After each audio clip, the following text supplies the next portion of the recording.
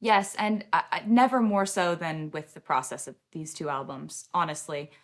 This is one of those things where I've kind of had to just sort of throw out any playbook I had. You just in times like these when everything is uncertain and everything changes in your world, I guess I just sort of took it as an opportunity to embrace the fact that even if you think you have control in normal times, that's an illusion.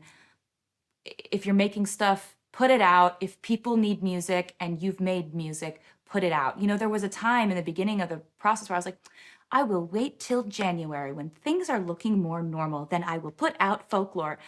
And I was like, that's my old brain. That's my old brain thinking that there's any way that I can control this.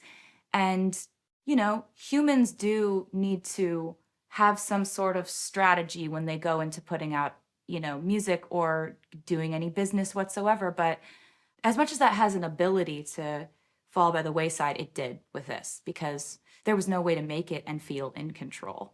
You can't, you've got to just let fate do what it's going to do with something like this. And I do talk to Aaron and Jack about this a lot because we do feel sort of like this was a whirlwind. We don't understand it. Our logical brains don't comprehend it.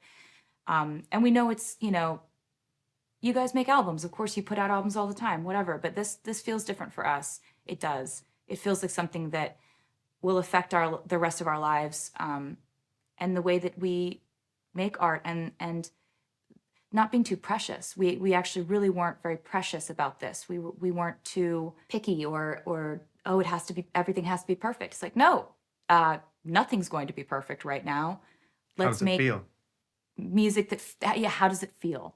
And I'm so happy that people welcomed it into their lives the way that they did. So if the album has to start with Willow